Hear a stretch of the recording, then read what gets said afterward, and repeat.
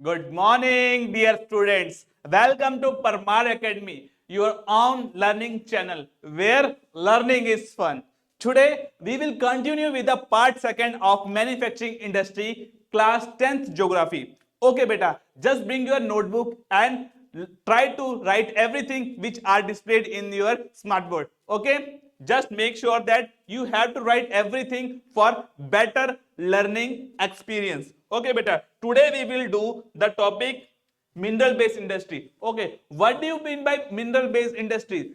खनिज पे आधारित उद्योगों से आप क्या समझते हैं? Okay, mineral based industries are those industry where raw material get in the form of mineral, जहां पर खनिज के आधार पर क्या कहते हैं, कच्चा संसाधन इंडस्ट्रीज को मिलता है. फॉर एग्जाम्पल अगर हम देखेंगे आयरन एंड स्टील प्लांट की बात करते हैं, if you talk about iron and steel plant we will get raw material as bauxite, cooking coal, limestone. ये कुछ रॉ मटेरियल है जो कहते हैं आयरन एंड स्टील इंडस्ट्रीज के लिए जरूरत है, इंपॉर्टेंट है. अगर हम मिनरल्स की बात करें, just wait for a minute. Yes बेटा, if we talk about the minerals, we have two types of minerals. One is metallic minerals and other is non metallic mineral. If we talk about metallic minerals, हम दो industries की बात करेंगे जो metallic mineral पे base हैं. एक है आपका iron and steel industry and aluminium industry and automobile industry. And if you talk about non metallic minerals we will study chemical industries, cement industry and fertilizer industry. Okay, in this video we will discuss about the iron and steel industry. Just wait for a minute. Okay, yes, what do mean by iron and steel plant? हम iron in steel plant की बात करेंगे. अगर हम India की बात करें तो first iron and steel industries was established in 1912 or it may be something 1908. 1908 में first iron and steel industry establish करने की कोशिश की थी, लेकिन जो परफेक्टली इंडिया का जो सबसे लीडिंग और सबसे पुराना आयरन एंड स्टील इंडस्ट्रीज की बात करें तो वो 1912 में TISCO, Tata iron and steel company, जो हमारे जमशेदपुर में स्टैब्लिश की गई थी जेआरडी टाटा के द्वारा, वो हमारी first iron and steel industry थी. बिफोर इंडिपेंडेंस हमने क्या कहते हैं ये इंडस्ट्री स्टैब्लिश कर ली थी. Okay, iron and steel industries also called the key industry. इसको हम की इंडस्ट्रीज भी कहते हैं. आप बोलोगे sir what do you mean by की इंडस्ट्री? की इंडस्ट्री क्या होता है? जैसे घर की चाबी से दरवाजा खुलता है वैसे ही बाकी इंडस्ट्री का जो डिपेंडेंसी है वो किस पे है?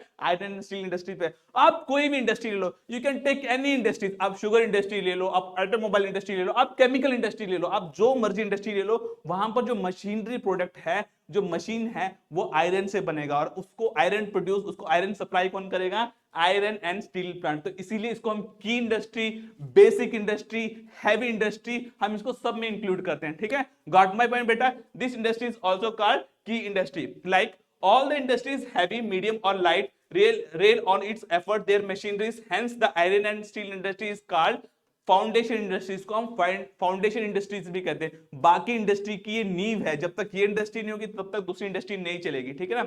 Steel is used to make a wide range of engineering and construction product. अब हम स्टील की बात करें, हमें हर प्रकार के कहते हैं चीजों में ये इस्तेमाल होता है, चाहे वो आपका मेडिकल हो गया, डिफेंस इक्विपमेंट्स हो गया, टेलीकम्युनिकेशन हो गया, साइंटिफिक इक्विपमेंट्स हो गया, वट एवर द थिंग्स. आप कोई भी गुड्स ले लो, कोई भी सब ले लो. इवन आज अगर मैं ये बोर्ड पढ़ा रहा हूं या अगर मैं ये पेन यूज कर रहा हूं, वट एवर कोई भी चीज, उसमें कहीं ना कहीं से स्टील का इस्टेब्लिशमेंट या स्टील का यूज होता है. Buildings, house, roadways, bridges, railway, railway coach, बस, ट्रांसपोर्टेशन, इन एवरी फील्ड, आप जो मर्जी फील्ड में चले जाओ, आपका आयरन एंड स्टील का इस्तेमाल वहां पर होगा ही होगा. ओके बेटा, just moving ahead. Yes, how iron made? हम आयरन बनाते कैसे? आयरन और, जस्ट वेट, आयरन और cooking coal and limestones are required in the ratio of 4. मतलब अगर 4 की क्वांटिटी में आयरन ओर है तो 2 की क्वांटिटी में कुकिंग कोल एंड 1 की क्वांटिटी में आपके पास लाइमस्टोन होना चाहिए. मींस अगर हमारे पास 4 kg ऑफ आयरन ओर है तो उसमें 2 kg ऑफ कुकिंग कोल पड़ेगा और 1 kg ऑफ लाइमस्टोन पड़ेगा. इन सब के अच्छी तरह से इसको केमिकल प्रोसेस करके ये हमारा जो है आयरन जो है वो तैयार होगा. ओके, इसके अलावा जो बाकी चीज चाहिए, magnesium is also some of the most important minerals which is used to make iron. Okay, today with 32.8 million tons of steel production, India ranked 9th in the world as in crude steel produced. अगर हम बात करें India की, आज के तारीख में India 32.8 million ton iron, जो क्रूड आयरन है उसका प्रोड्यूस करता है, जिसके कारण वो इंडिया का जो रैंक है वो 9th रैंक है as in world. It is the largest स्पॉय। अगर हम देखें स्पॉय आयरन, स्पॉय आयरन क्या होता है? Sponge iron. स्पॉन्ज या स्पॉन्ज आयरन को हम क्या कहते हैं? ये होता है बेटा जैसे आपका जो वेस्ट, जो रिसाइकलेबल आयरन होता है, अगर उसकी बात करें, इंडिया इज द लार्जेस्ट। जैसे आप देखोगे आपके घरों में जो क्या कहते हैं वेस्ट आयरन, जो पुराना आयरन, जिसको आप किसी कबाड़ी वाले को, किसी क्या कहते हैं बेगर को बेच देते हो, बाद में उसको दोबारा रिसाइकल करके जो मिनी प्लांट्स है, आयरन एंड स्टील की जो मिनी प्लांट्स है, वहां पर उसको रिकंस्ट्रक्ट करके, उसको कहते हैं मेल्ट करके, उसको दोबारा प्रोसेस करके उसको यूज किया था। अगर उसकी बात करें, we are the largest.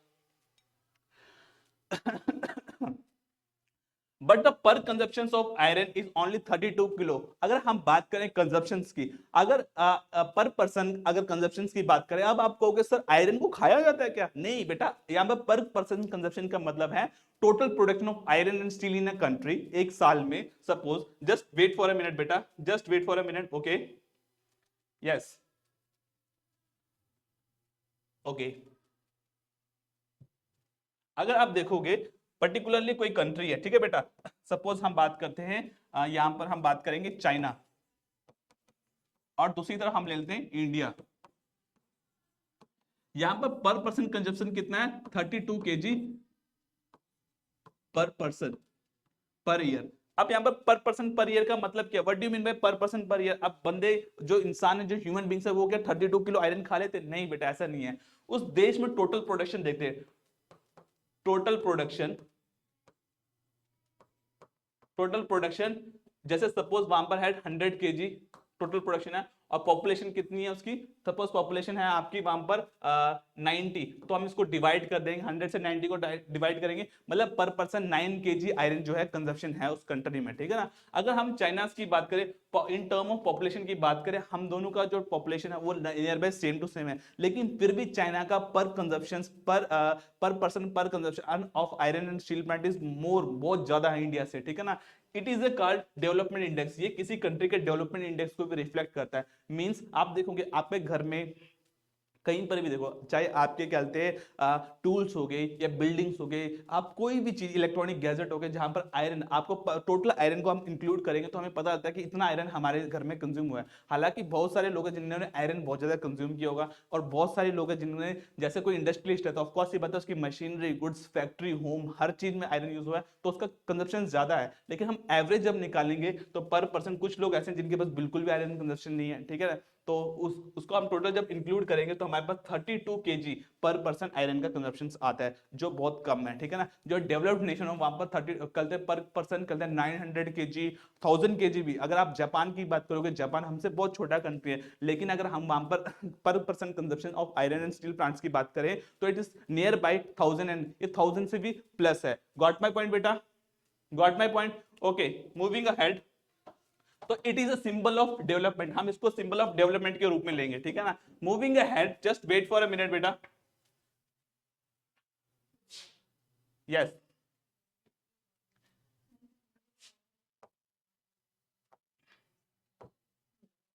Okay.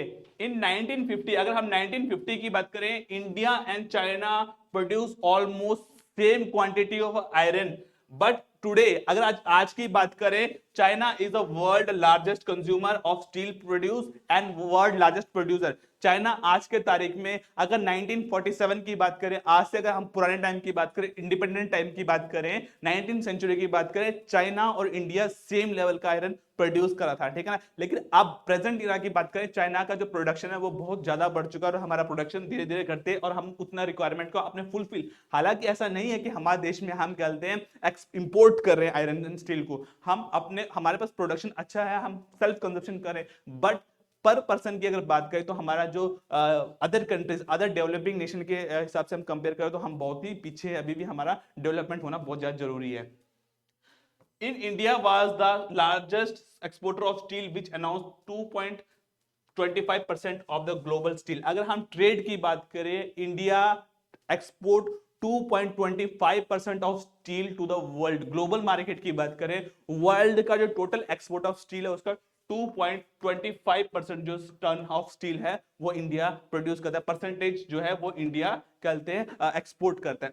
Moving ahead, छोटा नागपुर प्लेटो, इंडिया में अगर हम आयरन एंड स्टील प्लांट्स की बात करें, जो सबसे ज्यादा जो रॉ मटेरियल है वो अवेलेबिलिटी कहां पर है आपका, Chota Nagpur plateau in the state of Jharkhand, Chhattisgarh, western part of Madhya Pradesh and eastern part of West Bengal and Odisha. These 5 states are the major producer of iron and steel plant, and all the industry, major iron and steel industries are located in that region. This region is also called Chota Nagpur Plateau region with the maximum concern of iron and steel industry. Okay, moving ahead, अगर हम बात करें कि iron and steel plants को आज के तारीख में जो टफेस्ट जो कंपटीशन मिल रहा है वो क्या मिल रहा है, okay, even we can take, हम कह सकते हैं कि whatever the potential we have, हमारे देश में जो भी हमारे पास पोटेंशियल, हम उतना आयरन एंड स्टील का प्रोडक्शन कर रहे हैं। हमारे देश में जितना आयरन एंड स्टील चाहिए हम उतना कंज्यूम भी कर रहे हैं, कंज्यूम भी कर रहे हैं, हमारे कस्टमर को उतने अमाउंट में iron and steel on time मिल रहा है। लेकिन फिर भी कहीं ना कहीं देखा जाए तो हम काफी बाकी जो डेवलपिंग नेशन उनसे हम काफी पीछे चल रहे हैं। इसका मेन कारण क्या है, एक तो हमारे पास क्या है, हाई ग्रेड आयरन। अगर हम आयरन की बात करें, हाई ग्रेड आयरन की जो प्रोडक्शन है वो हमारे पास कम है। जो थोड़ा बहुत हमारा प्रोडक्शन हो रहा है वो हम एक्सपोर्ट कर देते हैं, सोर्स ऑफ मनी के लिए, रेवेन्यू जनरेशन के लिए हम उसको एक्सपोर्ट कर देते हैं। ठीक है, नेक्स्ट क्या, लोअर प्रोडक्टिविटी, हम अपने पोटेंशियल को उतना एक्सप्लोर नहीं कर पा रहे because of lack of skill, knowledge and technology. Irregular supply of energy, अब आयरन एंड स्टील प्लांट में एनर्जी जो है, पावर सप्लाई है वो 24/7 है। तो हमारे देश में अभी ये जो प्रोडक्शन है इतना अच्छी तरह से ना होने का मेन कारण ये भी हो सकता है कि क्या शायद वहां पर जो अगर हम बात करें इन स्टेट्स की, छोटा नागपुर प्लेटो में जो भी स्टेट्स है वो इतने डेवलपिंग स्टेट्स नहीं है। इस कारण से ये भी हो सकता है कि पावर सप्लाई ये टाइम टू टाइम ना होने के कारण इनका प्रोडक्शन इतना अच्छी तरह से नहीं हो रहा है। Poor infrastructure, because India is a since developing country, India आज भी डेवलपिंग स्टेज में है, तो हमारा infrastructure as per the modern countries इतना ज्यादा नहीं है, तो इसीलिए भी हम आयरन स्टील का इतनी अच्छी तरह से प्रोडक्शन नहीं कर पा रहे। गॉट माय पॉइंट बेटा? Just take a screenshot of this. Yes, 5 4 3 2 1। Okay, yes, moving ahead, अगर हम आगे चलें, yes, just wait for a minute बेटा। Yes, now we will study about aluminium industries. अब हम अल्मोनियम इंडस्ट्रीज की बात करेंगे, one of the major industry and substitute of iron industry. अगर हम आयरन इंडस्ट्रीज की सब्स्टिट्यूट की बात करें तो हम अल्मोनियम इंडस्ट्रीज की बात करेंगे। अब आयरन के बारे में आपको पता है, सेम टू सेम अल्मोनियम के बारे में सेम टू सेम प्रोसीजर, इतना है इसका भी आजकल डे टू डे लाइफ में हम यूज करें, ठीक है ना।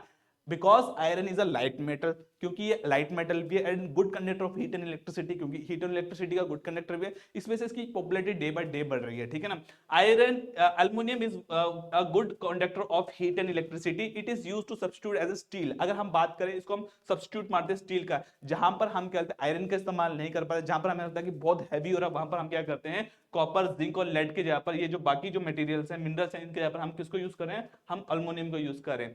इन the production of 1 ton of aluminium, 6 ton of bauxite, 1600 kilowatts of electricity require. अगर एक टन की अगर बात करें, 1 टन अल्मोनियम का प्रोडक्शन करना है तो उसमें हमें कितना चाहिए, 6 टन ऑफ बॉक्साइड और other minerals plus 18,600 kilowatt electricity का इस्तेमाल होता है, पावर का इस्तेमाल होता है। मतलब कि एक कंजप्शन, रॉ मटेरियल इनका प्रोसेसिंग करने में इतना मेहनत और इतना करते हैं, सोर्स ऑफ रिक्वायरमेंट पड़ता है, ठीक है। The availability of electricity and bauxite decide the location of these industries। अगर हम बात करें इस इंडस्ट्रीज का एलोकेशन इस इंडस्ट्रीज का क्या कहते हैं, एस्टैब्लिशमेंट उस पर्टिकुलर प्लेस में हुआ है जहां पर ये जो बॉक्साइट का फॉर्मेशन या बॉक्साइट एज एन मिनरल बहुत ज्यादा मात्रा में एक्सट्रैक्ट किया जा रहा है। The 8 aluminum plants are in countries are located in Orissa, West Bengal, Kerala, Uttar Pradesh, Chhattisgarh, Maharashtra and Tamil Nadu. India में as at current time we have 8 plants of aluminum industries which are located in Chhattisgarh, Odisha, West Bengal, Kerala, Uttar Pradesh, Maharashtra and in Tamil Nadu. Okay, moving ahead, India produce over 600 million tons of aluminum per annum।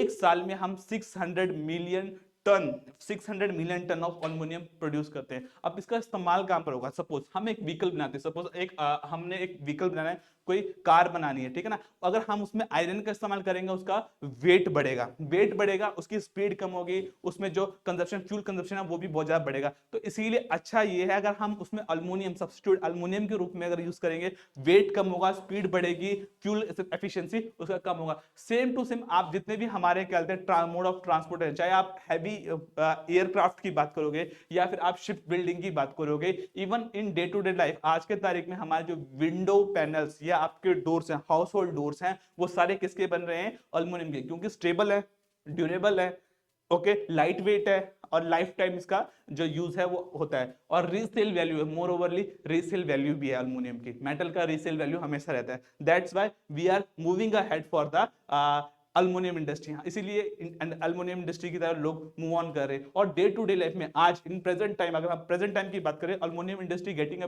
Big boom, हमें एक बहुत बड़ा उसको boost up मिल रहा है as an substitute of iron and steel industry.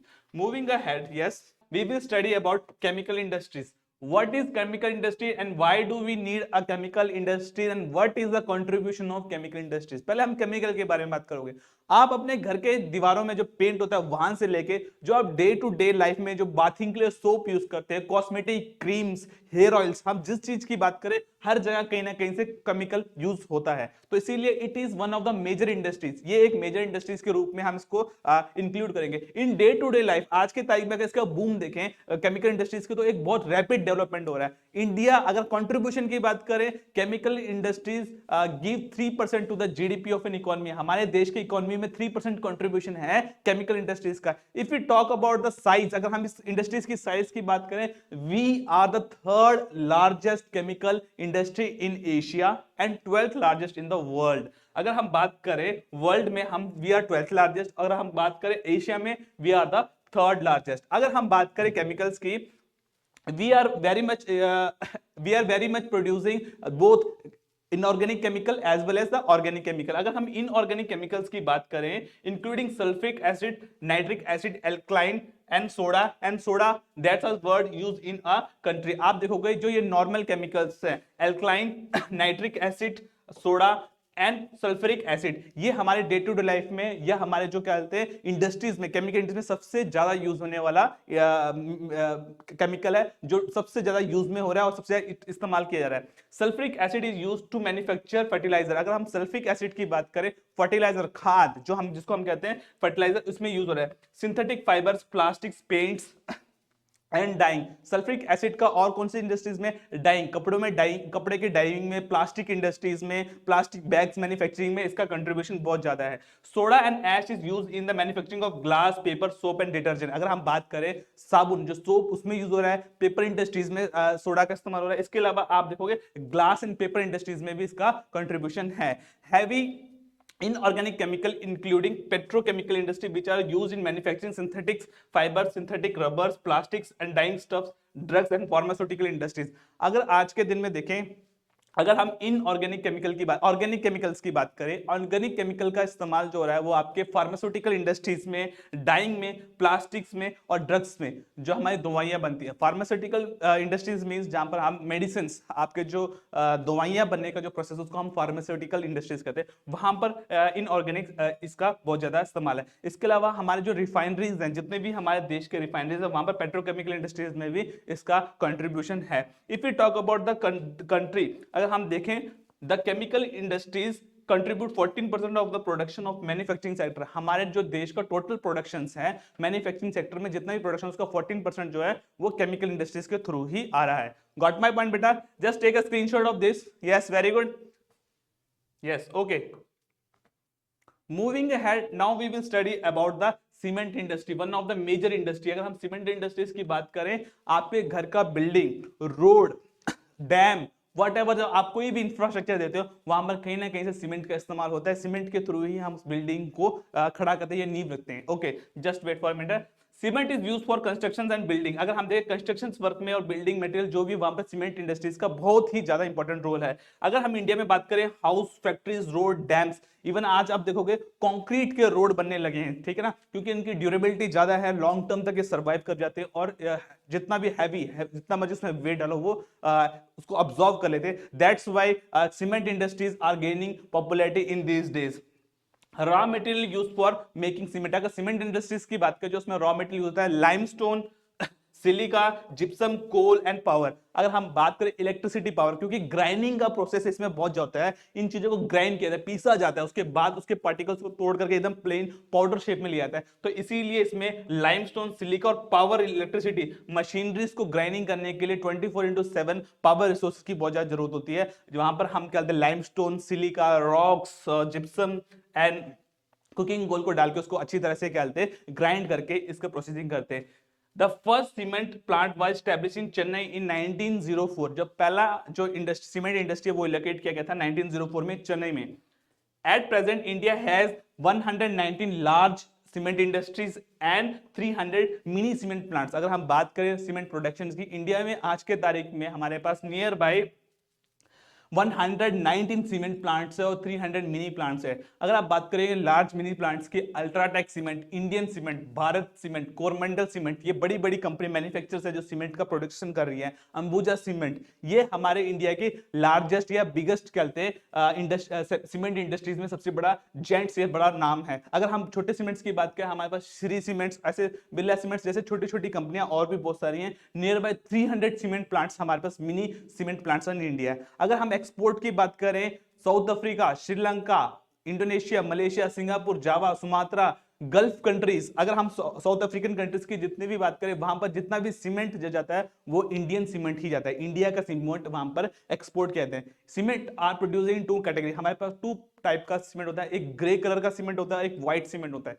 White cement की quality बहुत अच्छी होती है, इसीलिए इसको हम फॉरेन में एक्सपोर्ट पर्पज के लिए यूज करते हैं। इंडिया में इसका यूज जो हम ब्राउन जो ग्रे कलर का जो हमारा सीमेंट है वो हम अपने बिल्डिंग कंस्ट्रक्शन मटेरियल में यूज करते हैं, बट जो व्हाइट सीमेंट है हम ज्यादा उसको एक्सपोर्ट ही करते हैं, विदेशों में उसका एक्सपोर्ट किया जाता है, फॉरेन में उसकी डिमांड बहुत ज्यादा है। ओके, गॉट माय पॉइंट बेटा। Indian cement is the great demand in south east Asian, middle east country, African countries and it's superior countries. लगभग जितने भी वर्ल्ड के साउथ एशियन कंट्रीज है उन सब कंट्रीज में इंडिया एक्सपोर्ट करता है। मूविंग अहेड,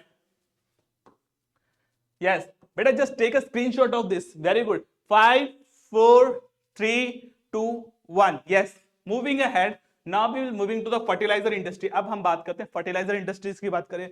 अरे किसान भाइयों बहनों, जब तक हमारे पास खाद नहीं होगा, हमारे पास अच्छा फर्टिलाइजर नहीं होगा, तब तक हमारा ग्रीन रेवोल्यूशन कैसे डेवलप होगा, तब तक हमारा एग्रीकल्चर सेक्टर कैसे डेवलप होगा। तो उस सेक्टर को डेवलप करने के लिए हमारे पास क्या है, फर्टिलाइजर है।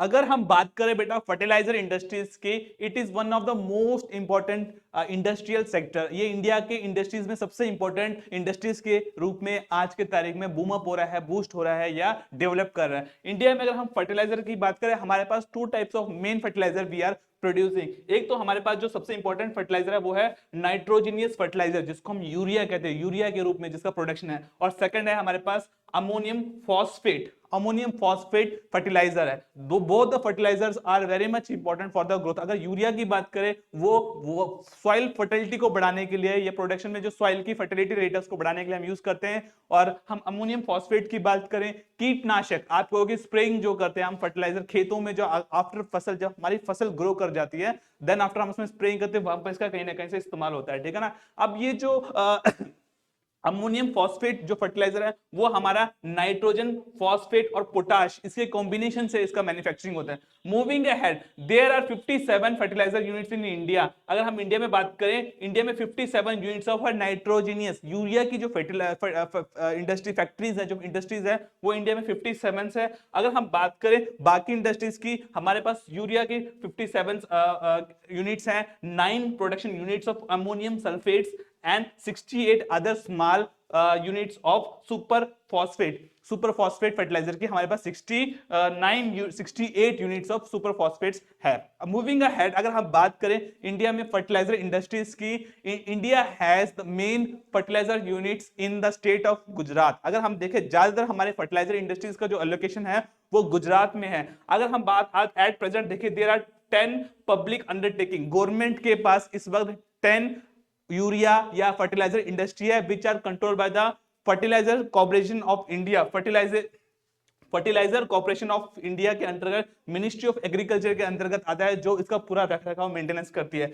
And one is cooperative sectors, one एक इंडस्ट्री जो है गुजरात की वो कोऑपरेटिव सेक्टर्स के अंडर है, जो है हमारे हीजापुर में। इसको स्लरी के रूप में कहते हैं, जो फर्टिलाइजर को स्लरी के रूप में या कहते हैं लिक्विडिटी फॉर्म में कन्वर्ट करके इसको कहते हैं पाइपलाइन ट्रांसपोर्ट के थ्रू ट्रांसपोर्ट किया जाता है। ओके, मूविंग अहेड, अगर हम बाकी इंडस्ट्रीज की बात करें फर्टिलाइजर इंडस्ट्रीज के, उनका लोकेशन है Gujarat, Tamil Nadu, Uttar Pradesh, Punjab, Kerala.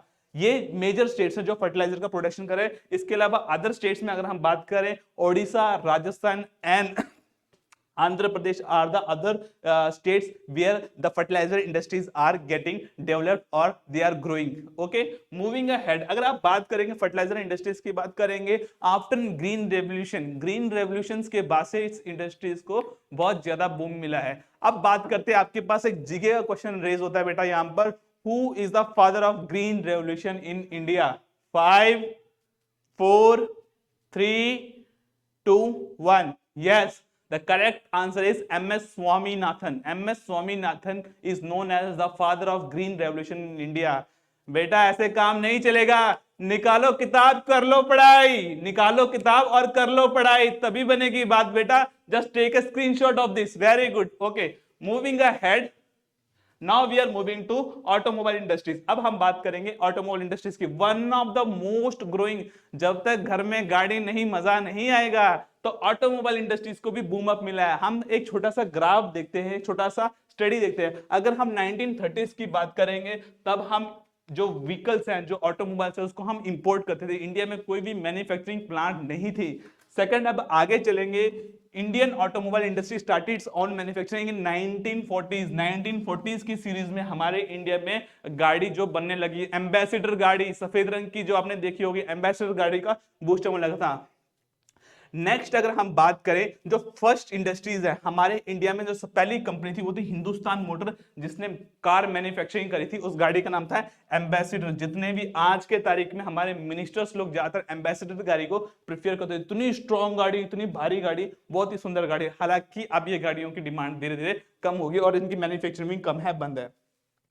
After 1980s liberalisation की पॉलिसीज के बाद, लाइसेंस राज खत्म करने के बाद, हमारे पास देश में सबसे पहली जो कंपनी स्टार्ट हुई थी वो थी मारुति। मारुति कंपनी स्टार्ट हुई, जिन्होंने व्हीकल मैन्युफैक्चरिंग के सिस्टम में एक रेवोल्यूशन ला दिया, एक क्रांति ला ली। और उसके साथ ही मारुति का सुजुकी कंपनी के साथ टाइप हुआ, और टाइप होने के साथ ही ये कंपनी बूम कर गई और पूरे इंडिया में इन्होंने लोगों को गाड़ी, व्हीकल्स के रूप में कहते vehicle, different kinds of commercial vehicle, passenger vehicle provide करा, जिससे पूरे इंडिया में व्हीकल मैन्युफैक्चरिंग की तरफ बढ़ी। अगर हम बात करें व्हीकल्स की, कौन कौन से प्रकार की व्हीकल्स होती है, आप देखोगे ये कार है, car and buses, this are all called passenger vehicles. अगर हम ट्रक्स की बात करें, हम यूटिलिटी व्हीकल्स की बात करें, ट्रैक्टर की बात करें, अगर हम ये छोटे गुड्स एंड सर्विस को कैरी करने वाले छोटे व्हीकल्स की बात करें, हम इनको कहेंगे कमर्शियल व्हीकल्स। ठीक है, आप देखोगे इंडिया में 2 व्हीलर्स का मैन्युफैक्चरिंग भी बहुत ज्यादा है, 3 व्हीलर्स का मैन्युफैक्चरिंग भी बहुत ज्यादा है, और हम 4 व्हीलर्स की तो हम बात कर ही रहे हैं, ये भी हमारे पास अच्छे खासा मात्रा में। अगर इंडिया में ऑटोमोबाइल इंडस्ट्रीज की बात करें, it is very quick transport for goods and services. हमारा automobile industries, automobile provide vehicles for a quick transportation of goods and services and passenger. Automobile industries के थ्रू हम ट्रांसपोर्टेशन करते हैं goods and service का, even a passenger. अगर हम बात करें हमारे पास कौन कौन सी व्हीकल्स है, what are the various vehicles which are be produce, हमारे पास bus, truck, car, motorcycle, scooter, 3 wheelers and multi utility vehicle. Multi utility vehicle मतलब कि जो अलग अलग काम में, जो ट्रांसपोर्टेशन के काम भी आ रही है, गुड्स एंड सर्विस को भी करा रही है, पैसेंजर्स को भी पहुंचा रही है, इनको हम मल्टी यूटिलिटी, जो एक ही व्हीकल्स हैं बहुत सारे काम करते हैं, इनको मल्टी यूटिलिटी व्हीकल्स कहते हैं। इंडिया में मैन्युफैक्चरिंग की बात करें, इन व्हीकल्स का मैन्युफैक्चरिंग बहुत ज्यादा है। ठीक है, एट प्रेजेंट अगर हम बात करें 1980s में लिबरलाइजेशन की पॉलिसीज के बाद क्या है, direct foreign investment. Direct foreign investment means foreign की बहुत सारी कंपनी ने अपनी इंडिया में प्लांट सेटअप करते हैं। अगर आज इंडिया की बात करें, आज as at present we have 14 automobile industries. India में अगर हम बात करें 14 ऑटोमोबाइल इंडस्ट्रीज के प्लांट हैं डिफरेंट जगह पर, जो कमर्शियल, पैसेंजर सारे व्हीकल का प्रोडक्शन कर रहे हैं। Okay, got my point. अगर हम बात करें टू व्हीलर्स की, India is the world largest manufacturer of two wheelers and three wheelers. Autos जो हम देखते हैं, ऑटोज वगैरह, ये सब हमारी जो है वर्ल्ड में हम लार्जेस्ट प्रोड्यूसर हैं। अगर हम टू व्हीलर की बात करें तो टू व्हीलर भी हम वर्ल्ड में लार्जेस्ट प्रोड्यूस करें। अगर ओवरऑल व्हीकल्स की बात करें, कमर्शियल पैसेंजर गाड़ीज की बात करें, we are getting 9th rank, हम वर्ल्ड में 9th रैंक है। अगर कमर्शियल व्हीकल्स की बात करें, we are eight 12th rank, हम 12th रैंक में। ओके, गॉट माई पॉइंट बेटा। आप देखते हैं हम आगे, FDI, foreign direct investment brought a new technology and alliance in the industries of globally। अगर हम देखेंगे फॉरेन डेवलपमेंट इन्वेस्टमेंट के थ्रू क्या है, ग्लोबल की जितनी भी बड़ी बड़ी कार मैन्युफैक्चरर उन्होंने इंडिया में इन्वेस्टमेंट करा। एट प्रेजेंट वी हैव कितने, हमारे पास 15 मैन्युफैक्चरर्स हैं जो ऑटोमोबाइल का इंडस्ट्रीज में क्या कहते हैं व्हीकल्स का प्रोडक्शन कर रहे हैं। आप Hyundai कंपनी की बात करोगे, आपके पास ये प्लांट चेन्नई में मिलेगा। आप मारुति सुजुकी की बात करोगे, आपके पास प्लांट है गुड़गांव हरियाणा में। अगर आप बात करोगे कोई भी टाटा व्हीकल्स की, जमशेदपुर, पुणे। अगर आप अशोक लेलैंड कहां पर मैन्युफैक्चर हो रहा है, चेन्नई, तमिलनाडु। अगर आप बात करोगे क्या कहते हैं बीएमडब्ल्यू व्हीकल्स की बात करोगे, बीएमडब्ल्यू का कार यूनिट जो है वो यूरोपियन कंपनी है, बट उनका मैन्युफैक्चरिंग प्लांट कहां पर है, इंडिया में है। फोर्ड, फॉस्ट वैगन, जो भी आप कार ब्रांड ले लो, जो भी आज के तारीख में आपको सड़कों में नॉर्मल गाड़ी मिलती है, जो नॉर्मल पैसेंजर व्हीकल मिलती है, कार मिलती है, उनका जो प्रोडक्शन है वो कहां पर है, वो इंडिया में है। बाइक्स, अगर टू व्हीलर्स की बात करें, हीरो मोटोकॉर्प, टीवीएस, अपेचे जो आपकी बहुत फेमस बाइक है, ये सारी जितने भी बाइक्स हैं, racing bike, even Harley Devilson का भी जो प्लांट है वो पुणे इंडिया में। ऐसे करके हम देख सकते हैं कि India is emerging as a one of the major vehicle producing और automobile industry sector in the world. Okay, moving ahead, yes, okay, the major automobile industries are establish in the city of Delhi, Gurgaon, Mumbai, Pune, Chennai, Kolkata, Lucknow, Indore, Hyderabad, Jamshedpur and Bangalore. Okay, yes, moving ahead बेटा, हम इस topic को दोबारा last में map में allocate भी करेंगे। जो ये मेन जो कहते हैं हमारी इंडस्ट्रीज है, उसको हम मैप में एलोकेट करेंगे in the last session of the chapter. Okay, moving ahead, yes, now we are moving to information technology industry which we called IT industries. अब हम बात करेंगे आईटी इंडस्ट्रीज की बातें। आप और मैं आज कनेक्ट हो चुके हैं बेटा ऑनलाइन क्लासेस के थ्रू, किसकी बदौलत, आईटी इंडस्ट्रीज की बदौलत। आज अगर आईटी इंडस्ट्री है तो आप मेरे साथ सीधा डायरेक्टली कनेक्ट करो। Very good, yes. अगर हम आईटी सेक्टर्स की बात करें तो आईटी इंडस्ट्री का सबसे ज्यादा डेवलपमेंट जो हुआ है वो हमारे साउथ इंडियन बेल्ट में हुआ है। हैदराबाद, बेंगलोर, मैसूर, ये तीन जो इंपॉर्टेंट प्लेस है, चेन्नई भी इसमें हम इंक्लूड करेंगे, ये सबसे इंपॉर्टेंट आईटी सेक्टर सिटीज के रूप में, आईटी सिटीज के रूप में इमर्ज हुआ है। Bangalore has emerge as the electronics capital of India, इसीलिए हम बेंगलोर को इलेक्ट्रॉनिक्स कैपिटल ऑफ इंडिया भी कहते हैं। जितने भी आपकी ई कॉमर्स बड़े बड़े जो कंपनीज हैं, इनके जो हेडक्वार्टर्स है वो कहां पर स्टैब्लिश है, बेंगलोर में। The other important electronics goods are it at Mumbai, Delhi, Hyderabad, Pune, Chennai, Kolkata, Lucknow, Coimbatore. Today in India, India में अगर बात करें, software technology park of India, software technology park of India, STPI की अगर बात करें, we have 18 software technology park. हमारे India में 18 सॉफ्टवेयर टेक्नोलॉजी पार्क सिटीज हैं जहां पर आईटी इंडस्ट्री का ग्रोथ करे। अगर आप नॉर्थ इंडिया की बात करें, जो सबसे पहले हमारा आईटी इंडस्ट्री वो श्रीनगर में है, उसके बाद आप हरियाणा, पंजाब की बात करेंगे तो मोहाली में। अगर हम नीचे जाएंगे तो गुरुग्राम एक आईटी इमर्ज के रूप में हो रहा है। आप नॉर्थ ईस्ट में जाओगे गुवाहाटी, अगर आप ईस्ट वेस्टर्न साइड में जाओगे अहमदाबाद, आप साउथ में जाओगे बेंगलोर, हैदराबाद, पुणे, चेन्नई, कोयम्बटूर, ये इमर्ज हो रहे हैं आईटी सेक्टर्स के रूप में। ओके, जितने भी वर्ल्ड क्लास, जितने भी मर्चेंट, जितने भी हमारे आईटी जेंट्स है, चाहे आप गूगल कह लो, चाहे आप ई कॉमर्स बिजनेस में आप फ्लिपकार्ट, अमेजन कहोगे, इनके हेडक्वार्टर्स आपके हैदराबाद में स्टैब्लिश है, बेंगलोर में स्टैब्लिश है। ये इंडिया में इन्वेस्टमेंट करें या इंडिया में अपने प्लांट सेटअप करें। इसके अलावा आईटी इंडस्ट्रीज की जो सबसे अच्छी बात है, ये इंप्लॉयमेंट जनरेशन, टेरिटरी सेक्टर में सबसे ज्यादा इंप्लॉयमेंट जनरेट कर रहा है। मोर देन, अगर हम बात करेंगे इन 2004, अगर 2004-2005 की सेंसस की बात करें, एट प्रेजेंट तो ये और भी फिगर बढ़ चुका होगा। ऑन दैट फिगर, अगर हम 2004 और 5 के फिगर की बात करें, more than 1 million job opportunity has created by the IT sectors.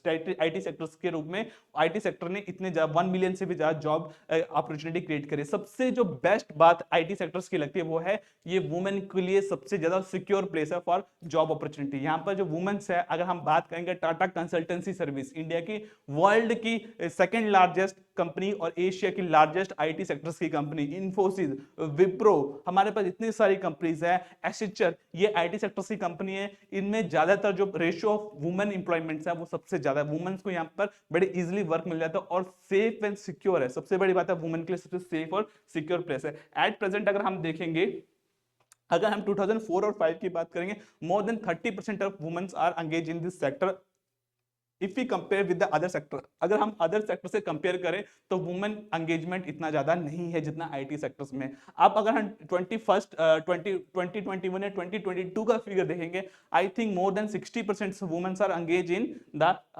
IT sectors. बाकी सेक्टर्स के मुकाबले अगर हम कंपेयर करेंगे तो वुमेन का इन्वॉल्वमेंट हो जाए आईटी सेक्टर्स में। ओके, अब हमारे पास जो सेकंड है वो है BPO, business processing outsourcing. BPO call centres की बात करें, वर्ल्ड की कितनी भी बड़ी बड़ी कंपनीज हो, वो उन सब का जो कॉल सेंटर का जो एस्टेब्लिशमेंट है वो इंडिया के गुरुग्राम, फरीदाबाद, नोएडा या फिर बेंगलोर, हैदराबाद, इन सिटीज में इन्होंने स्टैब्लिश किया है। क्यों? क्योंकि हमारे यहाँ पर जो इंडियन पीपल्स हैं, we are multi talented, we are good in communicate, we are good in English language, we can easily acquire any language. हम बड़े इजिली किसी भी लैंग्वेज को एक्वायर कर लेते हैं।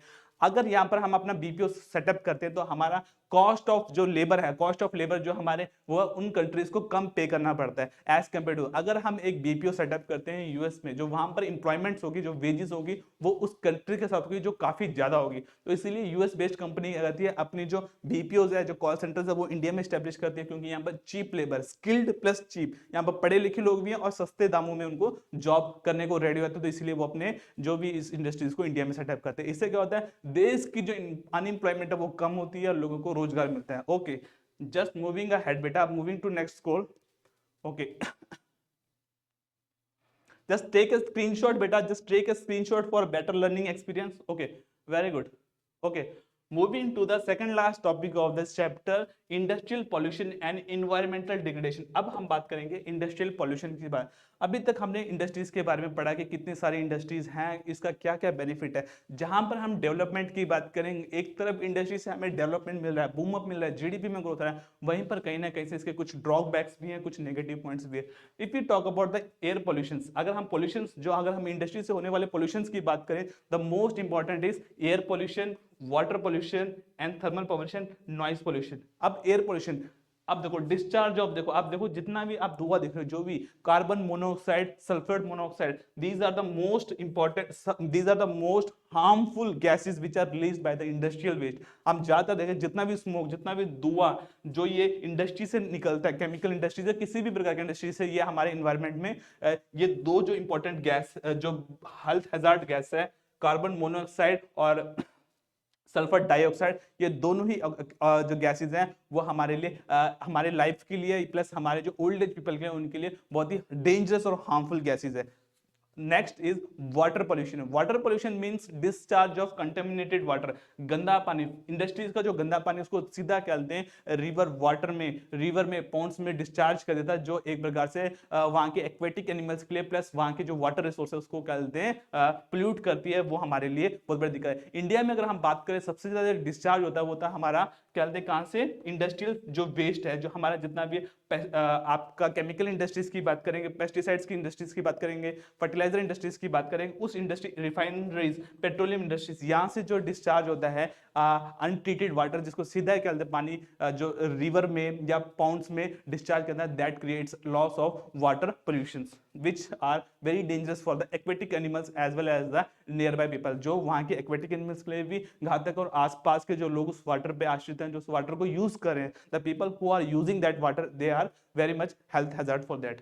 Moving ahead, thermal pollution. Thermal pollution की बात करेंगे, हमारे जितने भी थर्मल पावर प्लांट्स है इंडिया में, जितने भी थर्मल पावर प्लांट्स है, उनसे जो हॉट वाटर, जो थर्मल पावर प्लांट्स में जो वाटर डिस्चार्ज होता है वो बहुत हॉट होता है, बहुत गर्म पानी, उसको सीधा डिस्चार्ज किया जाता है विदाउट उसको प्रॉपर ट्रीटमेंट किए बिना, उसको सीधा हम रिवर में या पॉन्ड में छोड़ते हैं, जिस कारण क्या कहते हैं, जो नॉर्मल वाटर का जो टेम्परेचर, उससे उसका वाटर का टेम्परेचर बहुत ज्यादा बढ़ जाता है, और वो एक प्रकार से एक्वेटिक एनिमल्स के लिए प्लस वहाँ के जो रिवर जो सिस्टम है उसको अनबैलेंस करने में एक बहुत इंपॉर्टेंट रोल प्ले करता है, जिससे हमारा, हम क्या कहते हैं, थर्मल पॉल्यूशन या रिवर वाटर पोल्यूट होता है। ओके, मूविंग अहेड, अगर हम बात करें noise pollution, noise pollution is one of the major source of pollution facing in the major cities where the industrial has been located। जहां पर industries को लोकेट किया वहां पर ये पोल्यूशन सबसे ज्यादा है। अब नॉइस पोल्यूशन में क्या है, इंसान को एक प्रॉपर साउंड, एक मेरा बोलना, एक मेरा बोलना आपके लिए नॉइस नहीं है, ये आपके लिए साउंड है, लेकिन मैं चीखूंगा अगर जोर जोर से, अगर यहाँ पर कोई मशीन चला दूंगा तो वो क्या है, नॉइस। जो साउंड आपको पसंद नहीं उसको हम नॉइस कहते हैं। सपोज यहाँ पर कोई जनरेटर चल रहा है,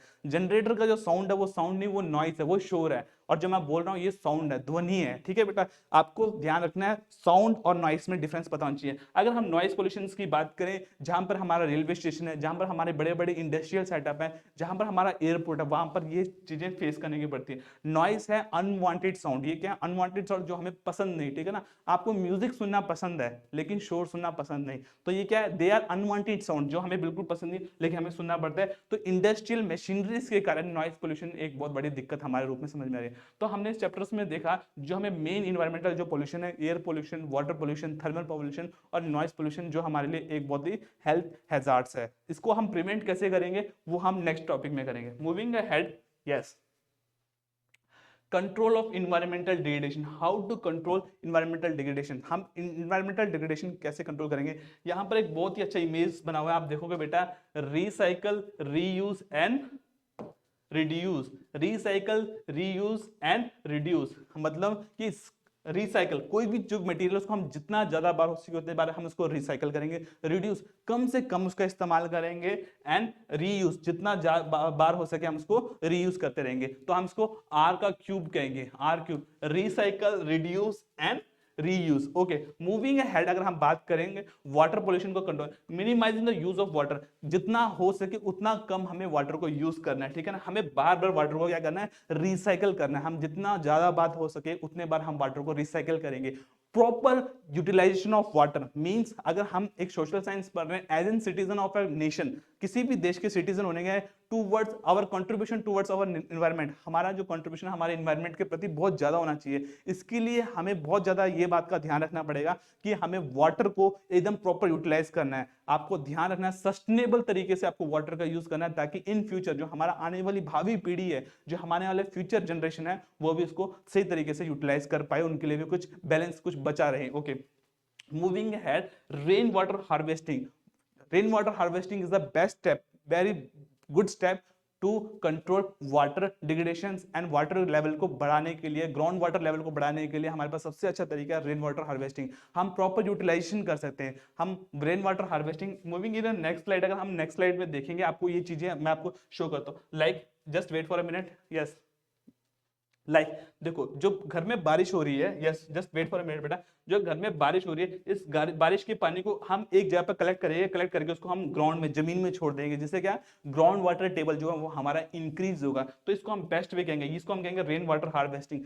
rain water harvesting is the best way to reduce the water, to reduce water pollution plus to increase ground water table. Okay, and getting proper use of water. Okay, treating hot water and infusing before the releasing them in a river. अगर हम बात करें जो industrial waste है, जो industry से जो hot water को रिलीज किया था, अगर हम उसको प्रॉपर तरीके से ट्रीट करके, कोल्ड करके, उसको ठंडा करके, उसके बाद अगर डिस्चार्ज करेंगे रिवर में, पॉन्ड में, तो शायद जो पोल्यूशन, जो वाटर पोल्यूशन है वो शायद कम हो जाएगा।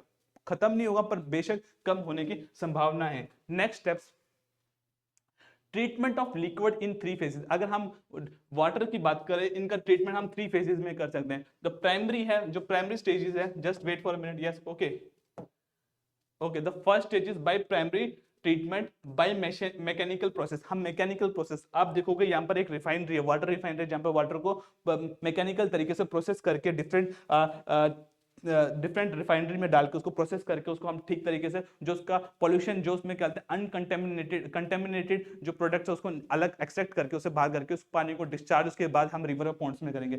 नेक्स्ट है बायोलॉजिकल प्रोसेस। हमारे पास कुछ इंसेक्ट्स, कुछ बैक्टीरिया ऐसे हैं जो हमारे क्या कहते हैं, जो हमारे वाटर में जो हार्मफुल थिंग्स है उसको वो एब्जॉर्ब करके खा जाते हैं, जिससे वो वाटर को प्रॉपर तरीके से हम करते हैं। और third one is biological, chemical and physical process. हम इस प्रोसेस के थ्रू भी वाटर को रिफाइन करके दोबारा उसको डिस्चार्ज करते हैं। ये वाटर ट्रीटमेंट के 3 फेसेस है। अगर हम पोल्यूशन की बात करें, पोल्यूशन को, लैंड पोल्यूशन को कंट्रोल करने के लिए सबसे पहले है collect, collections of waste from the different places. सबसे पहले हमें जहां जहां पर गंदगी है उसको कलेक्ट करना है, हमें डिस्चार्ज करने के लिए एक प्रॉपर प्लेस होना चाहिए जहां पर हम अपने जो वेस्ट है, अपने हाउस होल्ड वेस्ट है, इंडस्ट्रियल वेस्ट हो, वहां पर उसको डिस्चार्ज कर सकें ताकि वहां पर उसका प्रॉपर ट्रीटमेंट हो सके। ट्रीटमेंट हो गया मतलब उसको हम प्रॉपर तरीके से यूटिलाइज करते हैं। डंपिंग एंड ऑफ कोर्स ये पता है, डंपिंग जहां पर हम कचरा डाल रहे हैं वो एक प्रॉपर जगह होनी चाहिए जहां पर हम उसको डंपिंग करें, और हमारी गवर्नमेंट को ऐसा स्टेप लेना चाहिए जिसके थ्रू हम उस डिस्चार्ज को प्रॉपर तरीके से यूटिलाइज कर सके, रिसाइकल कर सके। रिसाइकलिंग ऑफ वेस्ट प्रोडक्ट, अगर हम बात करेंगे जो भी हमारे पास कोई भी प्रोडक्ट है जिसको हम रिसाइकल करते हैं उसको हम ज्यादा से ज्यादा अगर रिसाइकल करेंगे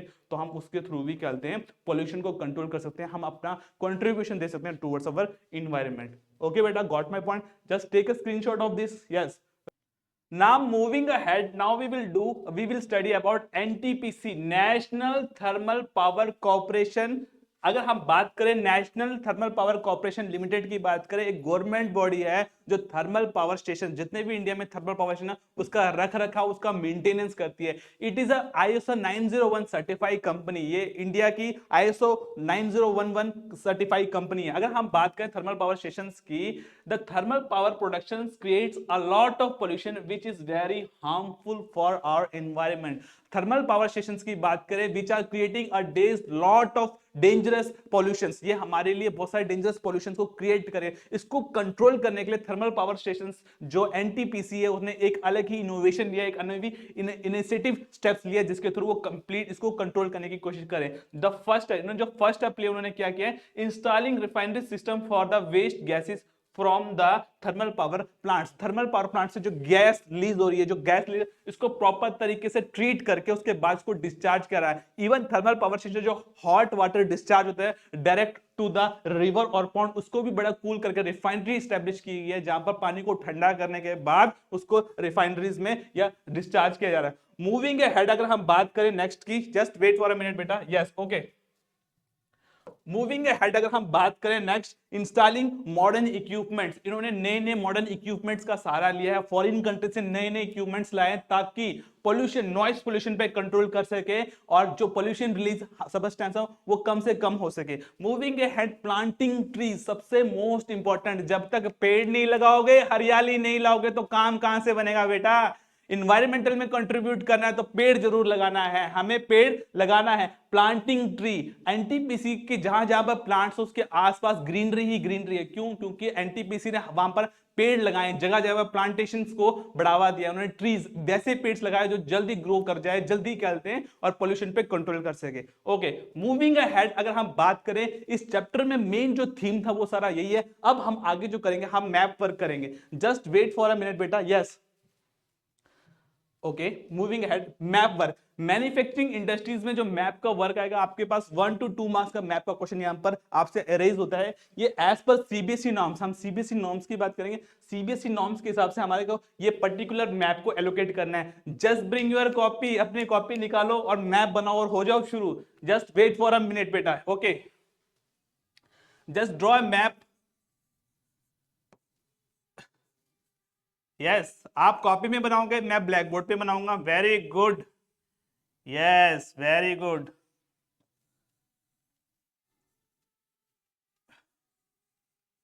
यस, वेरी गुड।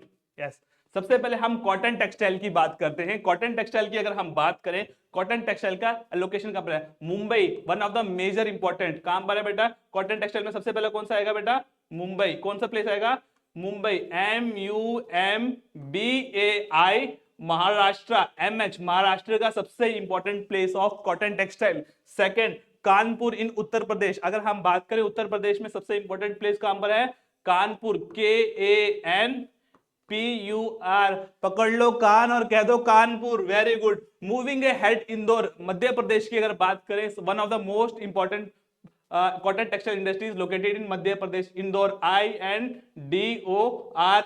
इंदौर क्यों फेमस है? इंडिया का most cleanest city, most cleanest city. Swachh Bharat अभियान के तहत देश का सबसे स्वच्छ और सबसे साफ सुथरा शहर कौन सा है? Indore. Major cotton textile industry, India का one of the most important cotton textile industries भी है। साउथ इंडिया में अगर हम चले, कोयम्बटूर कौन सी सिटी है बेटा? Coimbatore is one of the most major cotton textile unit. यहां पर भी कॉटन टेक्सटाइल्स मिल्स के स्टैब्लिशमेंट कहा जाता है। अकेले कोयम्बटूर में 63 से भी ज्यादा मिल्स हैं। कॉटन की मिल कितनी है? 63। इसके पास एक छोटा सा टाउन है तिरुपुर। तिरुपुर को भी हम मैनचेस्टर ऑफ साउथ इंडिया कहते हैं। यहां पर भी कॉटन टेक्सटाइल्स या कॉटन इंडस्ट्रीज का बहुत ज्यादा प्रोडक्शन होता है। हम यहां पर लिखेंगे Coimbatore. Just wait for a minute बेटा। Okay,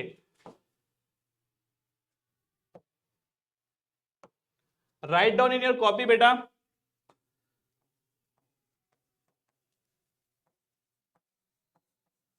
Coimbatore, Tamil Nadu, TN। Moving ahead, Surat, Surat in Gujarat. Just wait for a minute. Port city, one of the major port city in Gujarat, Surat, SURAT। These are the most important cotton textile production of India। एक question अगर पूछ लेंगे, which city is known as the Manchester of India? Manchester of India की अगर हम बात करें, कौन सी सिटी को हम मैनचेस्टर ऑफ इंडिया कहते हैं? अहमदाबाद। पर आपको लोकेट नहीं करना है, हमें यही 5 जो इंपॉर्टेंट प्लेस हैं, इन 5 प्लेस को हमें लोकेट करना है। First in Madhya Pradesh, Indore. Second in Kanpur in Uttar Pradesh. Moving ahead, Surat in Gujarat, Mumbai in Maharashtra, Coimbatore in Tamil Nadu. These 5 are the major cotton producing units in India. ये इंडिया में सबसे ज्यादा कॉटन प्रोड्यूसिंग सिटीज है। आपको इनको मैप में एलोकेट करना है। Just take a screenshot. Okay, yes. Moving ahead, अब हम आगे चलते हैं। आयरन एंड स्टील प्लांट्स की बात करेंगे। अब आयरन एंड स्टील प्लांट्स को करने से पहले आप इसको रब कर लो। आप नया मैप बना लो बेटा। Very good, just make a new map.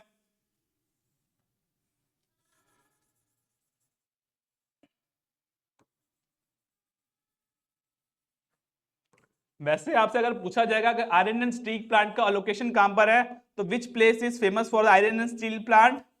Yes, the famous place for iron and steel plants are located in 5 4 3 2 1। Chota Nagpur plateau region. Which region? Chota Nagpur plateau region. Okay, moving and सबसे पहले हम बात करेंगे दुर्गापुर, दुर्गपुर, बोकारो, जमशेदपुर, भिलाई। अगर हम इन प्लांट की बात करें, ये कहां पर लोकेटेड है? ये सारे जो प्लांट्स हैं वो हमारे लोकेटेड है छोटा नागपुर प्लेटो रीजन में, in the state of Chhattisgarh, Jharkhand, Odisha, West Bengal and west eastern part of yes, eastern part of Madhya Pradesh. Okay, this is called Chhota Nagpur plateau reason. यहां पर हमारे जो मेन रीजन हैं, दुर्गपुर, बोकारो, भिलाई एंड जमशेदपुर, ये रीजन है जहां पर आयरन एंड स्टील है, iron and steel plants located है। अब हम बात करेंगे 2 मेजर आयरन स्टील प्लांट्स की। विजयनगर बात करें कर्नाटका में। वेरी गुड, आ जाओ कर्नाटका में। यहां पर कर्नाटका में यहां पर है VIJAYNAGAR, विजयनगर इन KT, कर्नाटका। शॉर्ट में लिखा है, पर आपने शॉर्ट में नहीं लिखना है, आपने लॉन्ग में लिखना है। कर्नाटका के विजयनगर में आयरन स्टील प्लांट है। Second iron steel plant in Salem in Tamil Nadu. Salem की तमिलनाडु का आयरन एंड स्टील प्लांट भी बहुत फेमस है। और मैंगो, सेलम का मैंगो भी बहुत फेमस है। Very good, SALEM, Salem in Tamil Nadu. Okay, ये मेजर इंडिया के आयरन एंड स्टील प्लांट्स का लोकेशन है, जो आपको एज पर CBSE आपको मैप में 1 मार्क्स का लोकेट करने के लिए पूछा जा सकता है।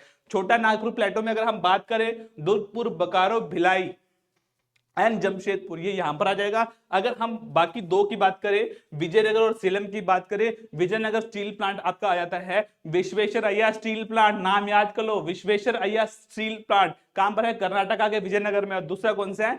Salem steel plant. Okay, got my point बेटा। इन सबका कंट्रोल है steel authority limited of India. Steel authority limited of India के पास इसका सारा कंट्रोल है। Okay, government of India under the ministry of mineral and mineral resources की मिनिस्ट्री के अंतर्गत ये सारा आता है। ओके, मूविंग अहेड, अगर हम बात करें next, software technology park, one of the most important IT sector, जो आज की तारीख में सबसे ज्यादा बूम अप ओवर है। बना लो मैप एक और फटाफट। वेरी गुड बेटा, yes. Okay, software technology park की बात करते हैं हम।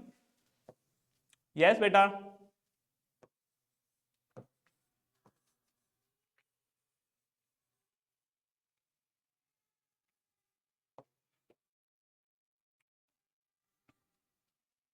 Yes okay very good.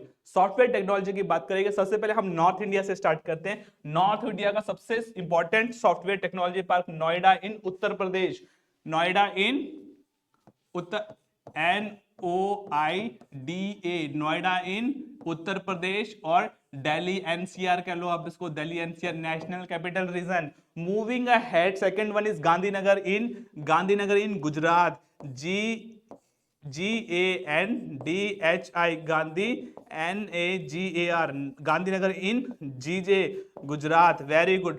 Moving ahead Mumbai one of the most important, okay Mumbai, okay MUMBAI Mumbai in Maharashtra, MH, okay. Moving ahead Pune, Mumbai से थोड़े से साउथ में आ जाओगे तो आपको एक और यहां पर मिलेगा Pune, PUNE Pune Maharashtra, one of the major software technology park.